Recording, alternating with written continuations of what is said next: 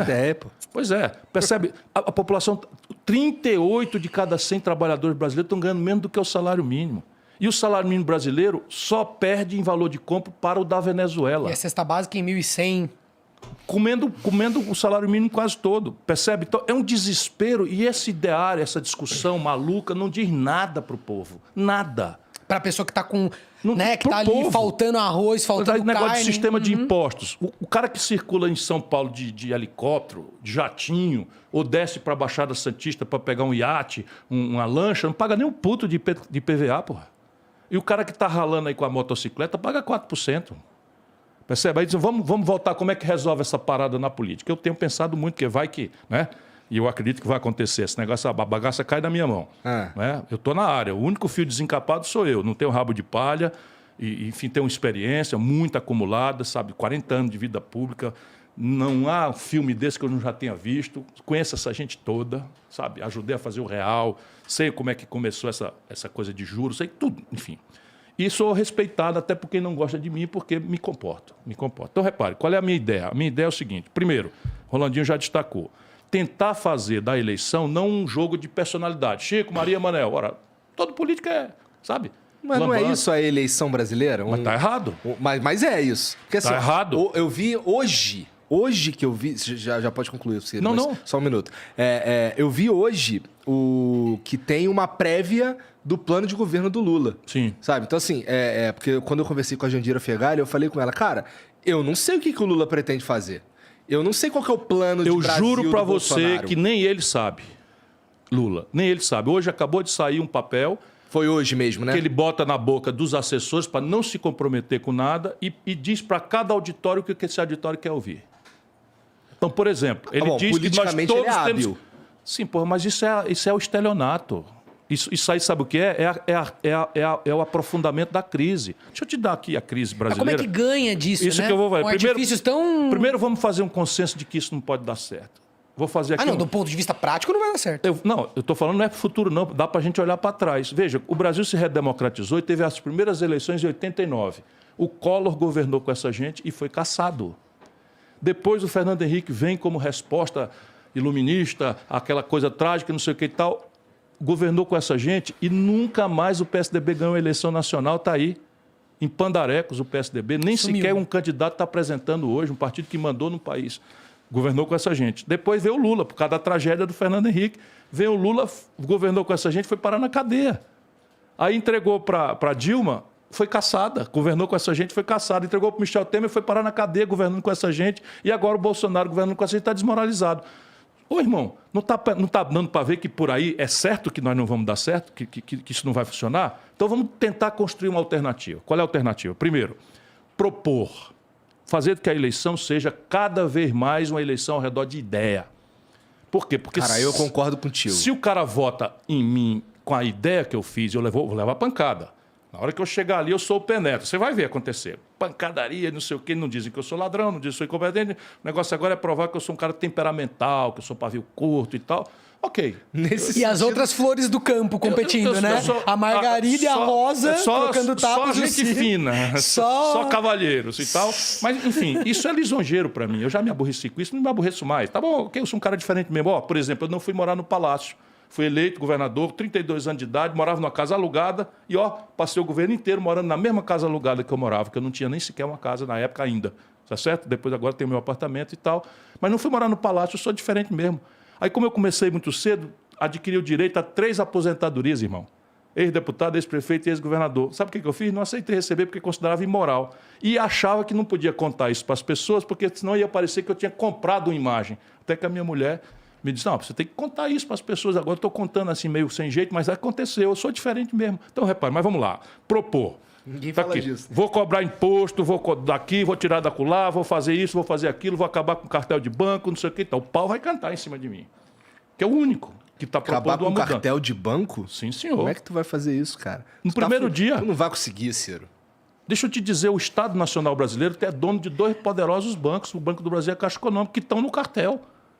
Por quê? Porque desde o Fernando Henrique, que vem a turma do mercado financeiro, administrar o banco e volta para o mercado financeiro. Tem que parar de seguir porque eles alimentam isso. Até o Lula, assim, talvez o nosso...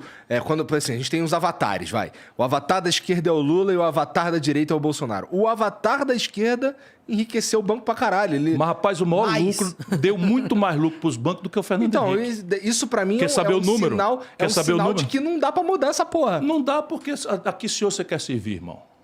Essa é a questão. Mas veja, é muito mais simples tecnicamente do que você supõe, embora politicamente seja difícil. Mas assim, politicamente... O problema é politicamente. Não, acho que ele está querendo dizer que vão inviabilizar, entendeu? Vamos supor que eu me eleja. Estou me elegendo, no primeiro dia do meu governo, o Banco do Brasil e a Caixa Econômica saem do cartel e vão competir. Vão competir pelo freguês. O que é que significa? Baixar juro e baixar a tarifa. Não é fazer de graça, não é ganhar o freguês. Por quê? Porque o lucro... Mantendo-se estatal. Sim, mantendo estatal, claro. É engraçado que aqui no Brasil... Nós temos 5 bancos acumulando 85% das transações financeiras. Mas deixa eu terminar aquela etapa do... Desculpa. Não tem saída. Aí você, não, tem saída e tal. Mas é muito difícil, sim, é muito difícil. Mas tem jeito? Tem. Agora eu estou dizendo como. Então, propor o que é que eu pretendo fazer. Se eu escapo, não vou dizer que é fácil, mas se eu escapo eu e a ideia. Acredite, isso diminui muito a distância entre o presidente que quer reformar o país e um Congresso que tem as suas mazelas, as suas doenças, então, uma ladroeira infernal. Mas o problema maior não é esse. O problema maior é que o Congresso brasileiro é uma espécie de reunião de municipalistas.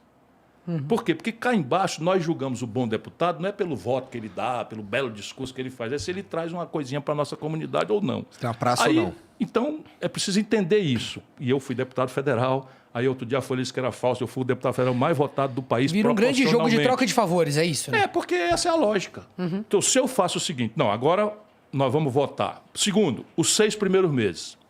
É o tempo mágico que o presidente recém-eleito, o povo ainda está ali quente, acreditando. Dá para passar uma porrada de coisa. É aí que eu te digo, se você dissesse, porra, o Fernando Henrique estava com o Brasil na mão, eu estava lá, eu rompi foi por causa disso. O Fernando Henrique tinha o Brasil na mão, é só dizer o seguinte, ó, precisa desse conjunto de reformas aqui, senão o real vai dar no vinagre.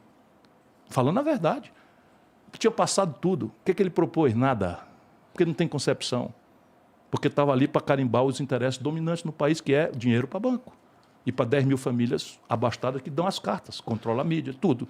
Depois o Lula, o Lula teve 86% de popularidade, estava com o Brasil na mão, fez a Dilma, presidenta da República. E nem lá ganhou no primeiro turno, hein? Para quem fica com o discurso de ganhar no primeiro turno. Mas estou dizendo, o poder que o Lula tinha, qual é que ele propôs? Nada. Por quê? Porque não tem concepção. Não tem concepção. E assinou a carta aos brasileiros se comprometendo de entregar o Brasil para a banqueirada, continuar como estava. É o mesmo modelo. Então, a proposta é 6 meses, 6 primeiros meses. Depois, como é que faz? Negocia. Aí é importante a gente explicar para o povo que negociar não é sujo. Esse negócio do Bolsonaro, vou lá, conta, depois se vendeu para o Centrão, ou quer dizer, se vendeu para o Centrão, na verdade. Não é isso. Quem o povo eleger é com eles que eu sou obrigado a negociar pela linguagem da democracia. Só que como é que eu vou negociar? Eu vou negociar largando a interlocução, fazendo um novo acordo de governadores e prefeitos. Hoje está assim na mão, de novo. 23 dos 27 estados do Brasil estão quebrados. São Paulo, Rio de Janeiro, Minas Gerais e Rio Grande do Sul. Esses 4 estão pendurados aí em liminares para não pagar dívida com o governo, estão liquidados. O que é que eu vou propor? Trazer esses estados e os municípios, reestruturar essa dívida toda em troca do apoio, da mediação dos governadores e prefeitos. Por quê? Porque eles são mais fortes do que os lobbies na relação com os deputados. São mais fortes. Porque aí a sobrevivência é ali. O governador pode compensar um deputado fazendo as coisas para ele, a escola, o coisa, sem essa deformação de orçamento secreta, roubalheira e o diabo que está acontecendo em Brasília hoje. Aí, por fim, chave de tudo, o que persistir de impasse, chamar o povo para votar diretamente. Eu sou muito a favor disso. Plebiscitos e referendos. Sou muito pois a bem, favor só disso. eu proponho isso e eu não estou inventando, está escrito na Constituição brasileira. Só que isso tira o poder da elite de corromper os políticos, que eles denunciam corrupção, mas adoram a corrupção. É verdade. Assim, para mim, vontade política de mudar coisas, por exemplo, a gente estava falando antes aqui de impostos e tal, impostos sobre consumo. E tem que fazer um gesto. Eu abro mão da minha reeleição. Em troca da reforma do país, eu acabo com a reeleição começando por mim mesmo. Porque isso também funciona. No Brasil, muita gente atua contra o presidente sem dizer por quê, porque não quer que ele acerte a mão. Seja ele qual for, não quer que ele acerte a mão. No dia seguinte começa uma guerra secreta para não deixar o cara governar, porque... Tu faria esse lance de não se comprometer a não... Tudo junto na reforma. É uma reforma só em 6 meses com o fim da reeleição em troca fim da reeleição De uma vez. De uma vez por não a todas. tua, de todos. A minha, porque eu não posso, por exemplo, comprometer um governador que está com o direito que ele tem, mas acaba com a minha própria, eu não disputarei a reeleição. Mas o que eu quero dizer, tu não disputará acaba a reeleição para os próximos. por lei. Bota na Constituição que fica proibido, Entendi. como o Brasil sempre proibiu. Putz, Isso foi uma perversão que o Fernando Henrique colocou. Eu gosto disso. E você sabe que quando não usam, tem as duas coisas. Tem isso de quererem sabotar o presidente que foi eleito, né? Porque não querem que ele se reeleja. E se o presidente é incompetente, ele depois usa isso como argumento. Fala, não, mas não me deixaram governar, porque não sei o que lá, estão contra mim. A sensação que eu tenho com esse sistema de reeleger presidentes é que os primeiros 4 anos são uma campanha política. Só isso, o tempo todo. E os outros 4... pagar a conta. Porque assim... E daí você já se conchava, né? O conchavo já rolou tão intensamente. dizendo, Olha o Bolsonaro agora, né? Com esse movimento do centro. Se ele se reeleger, ele já tá tão comprometido do ponto de vista... Rapaz, o Lula fundou um tal volume de conchavo, tá? Um tal volume de acordo, de distribuição, até cargo de Supremo já está distribuído. Sabe que se o Lula chegar lá, meu irmão, vai ser o maior estelionato eleitoral da história do Brasil. E olha que a Dilma foi gravíssimo estelionato. E as pessoas têm que acordar para isso. O Lula, se entrar no governo, estará terminando o mandato com 80 anos. Aí o negócio do vice. O vice pensa o oposto do que o Lula fala, que pensa, em assuntos muito práticos que estão na ordem do dia do Brasil. Política de preço dos combustíveis. Privatização da Petrobras. O Geraldo Alckmin é a favor de privatizar. Então você está elegendo um presidente com 78 anos, num país que tem crise que o vice acaba assumindo, em que o vice é o oposto do que o Quando que presidente aconteceu tá isso mesmo, cara? Do vice entrar depois com o não ideário lembro. totalmente ao Todas as contrário? vezes.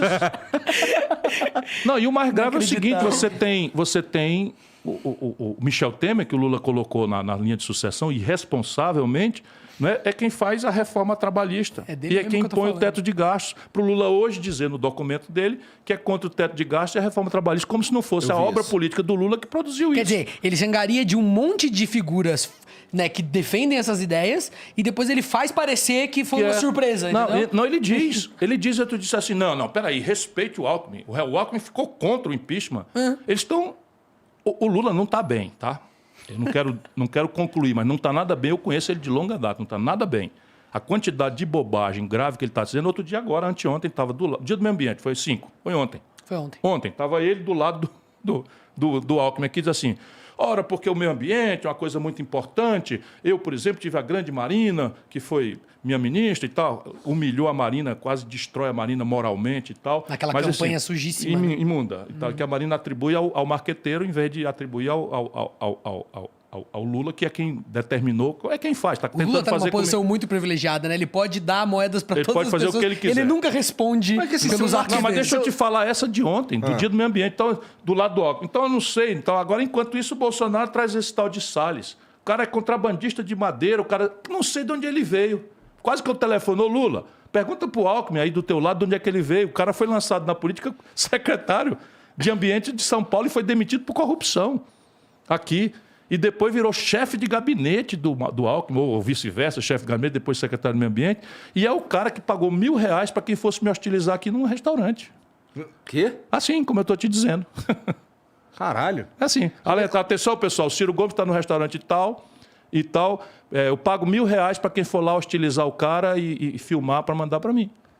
Como é que tu sabe disso? Chegou em você essa informação? Chegou em mim, simplesmente. Eu tenho os prints aí tudo. Puta merda, hein? Isso daí é muito sujo, de fato, Oxe, você não tem ideia.